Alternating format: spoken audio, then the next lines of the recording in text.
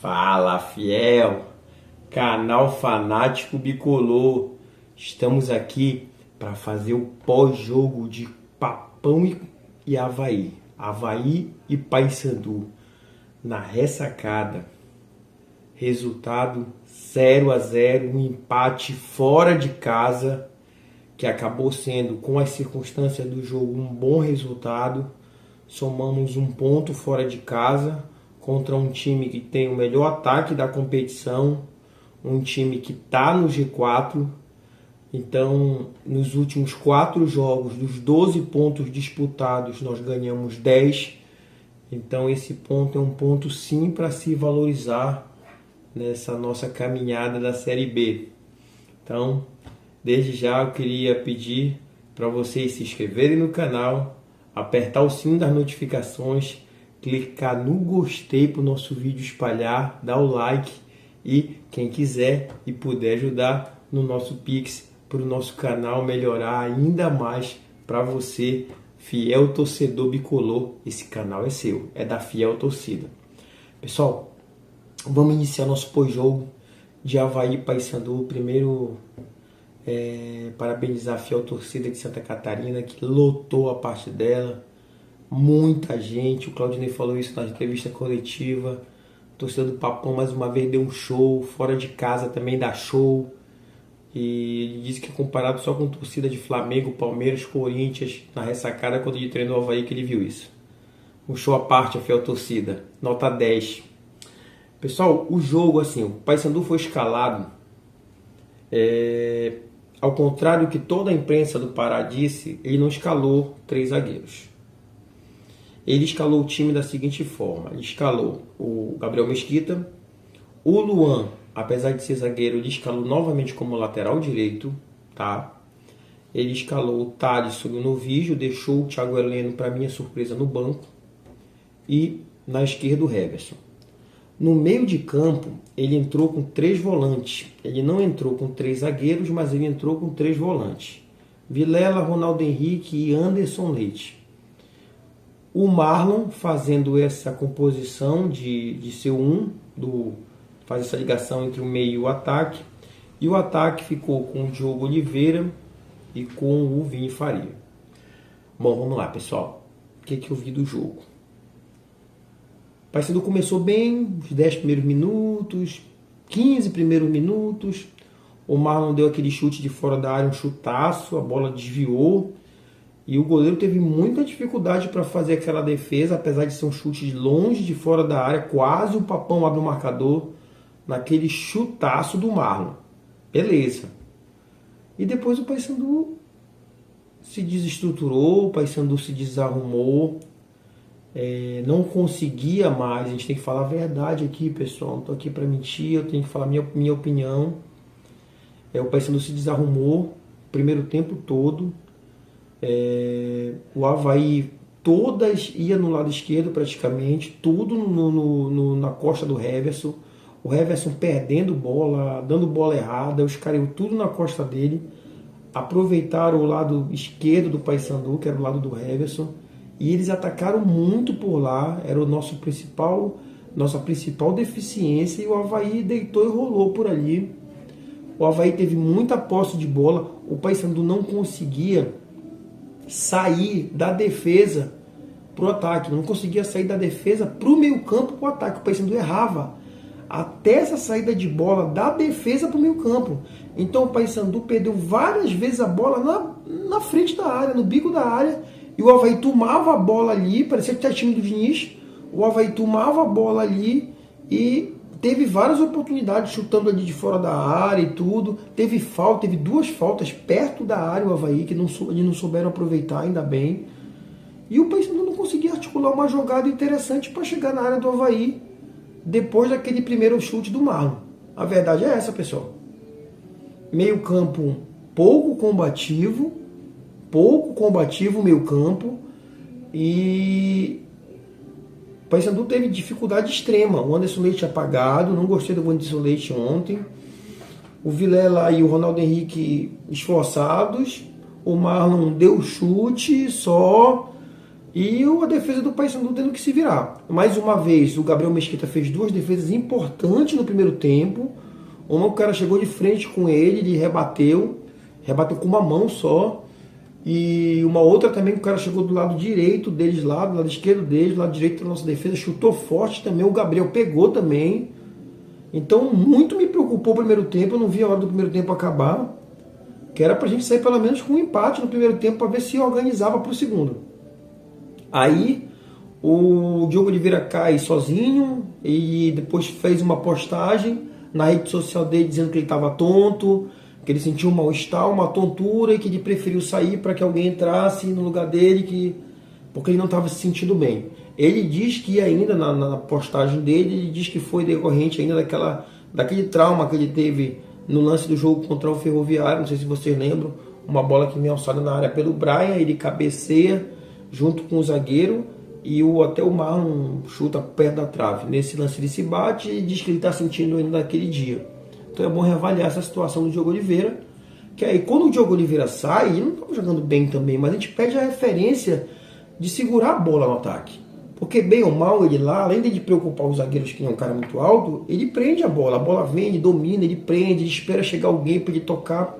E entra o Wendel no lugar dele ainda no primeiro tempo. O Wendel não tem, na verdade, essa característica que tem o Diogo Oliveira. A característica do Wendel é mais aquele jogador de romper linhas, de velocidade, de carregar bola. Uma característica diferente do Diogo Oliveira, que para esse jogo fora de casa era uma característica interessante. Então o Wendel entrou no primeiro tempo ainda e o time nesse sentido eu acho que perdeu essa questão do Diogo Oliveira de segurar a bola na frente, ser uma referência, tá?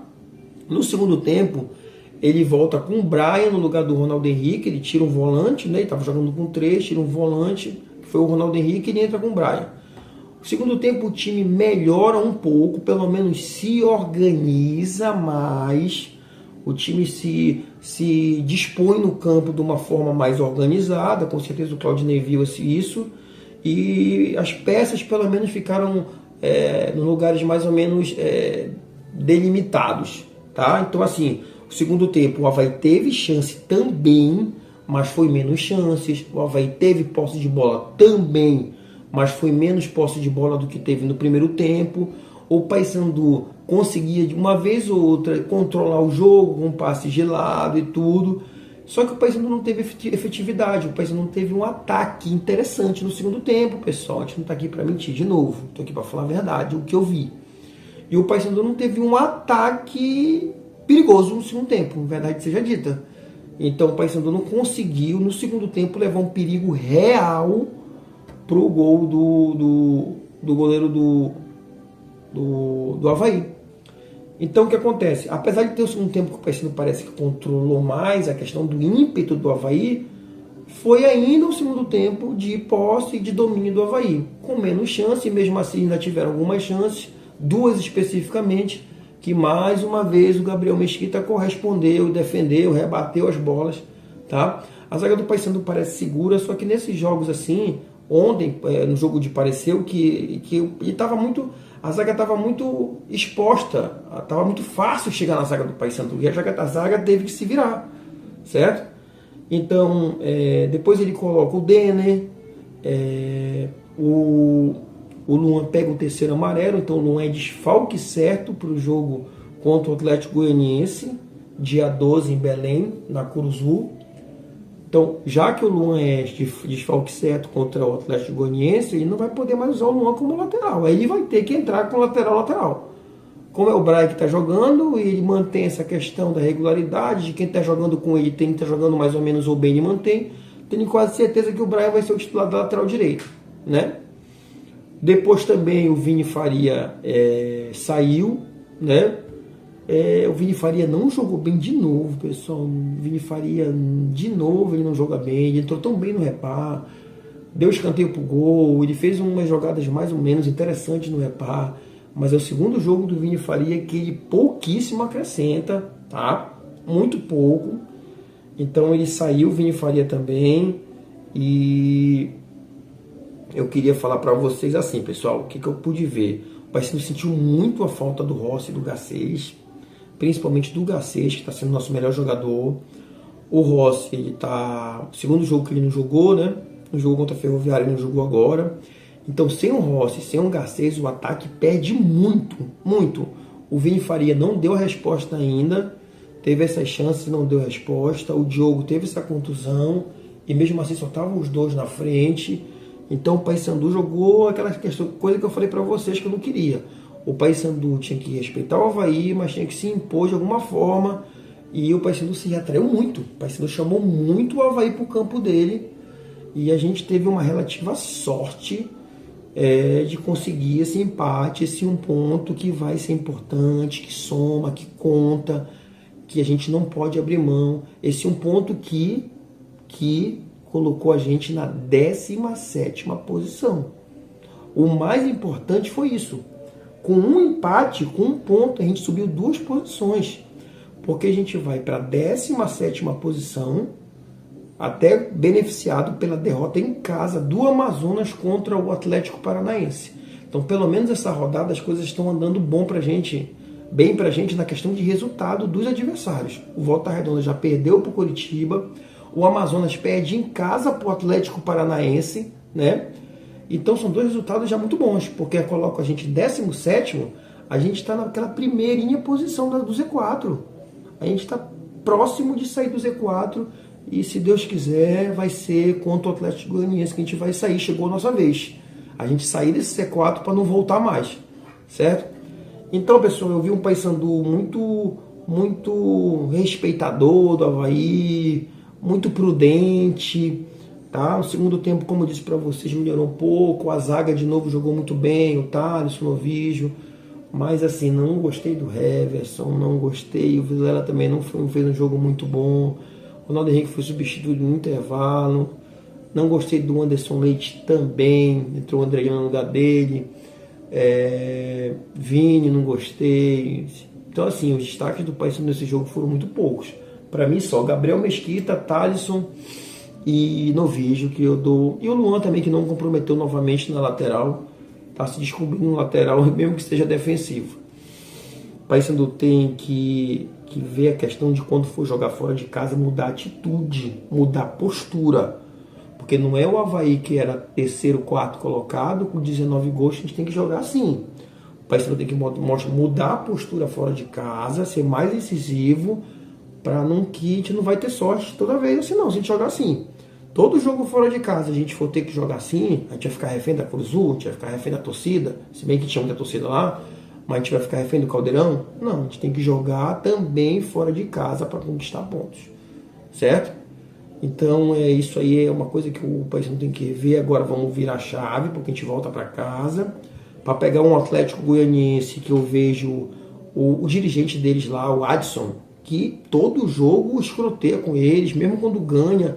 O último jogo eu vi uma entrevista dele coletiva lá para a Rádio de Goiânia, dizendo que o melhor jogador do time dele foi o goleiro, que o técnico tem que ver logo que o time não está jogando bem, que não sei o que teve sorte de ter ganhado o CRB. Então, o dirigente que fala isso numa coletiva, não é possível que o ambiente do time desse seja bom, né? Então o Paysandu tem que aproveitar isso também, e independente de se o ambiente deles fosse bom ou não, a gente tem que ganhar do Atlético Goianiense em casa, dia 12, para a gente poder sair de uma vez por todas desse Z4, tá certo? Então foi um jogo muito xoxo, principalmente pra gente que pouco atacou, mas no frigir dos ovos, um empate fora de casa não foi dos piores resultados, tá? É um jogo que a gente tem que, de alguma forma, pela circunstância, comemorar esse 1 ponto, porque principalmente a gente sobe 2 posições. Tá certo, pessoal? É isso que eu queria falar para você do pós-jogo, tentar não me estender tanto. E tem coisa boa pra gente, pessoal, tem coisa boa pra gente. A gente está conseguindo, em 4 últimos jogos, 12 pontos, 10. E dos 4 últimos jogos nós só tomamos 1 gol. A defesa está cada vez mais sólida. Tá certo? Te inscreve no canal. Muito obrigado, pessoal, pelos comentários, pelas inscrições. Vocês estão sendo maravilhosos. Eu só tenho a agradecer vocês. Te inscreve no canal. Aperta o sino das notificações. Clica no gostei. dá o like, ajuda a gente no Pix e vai dar tudo certo pro Papão. Sábado, dia 12, todo mundo na Curuzu para mais uma vitória. É a vitória da saída da zona do rebaixamento. Tá certo? É nós, Papão! É nós, fiel!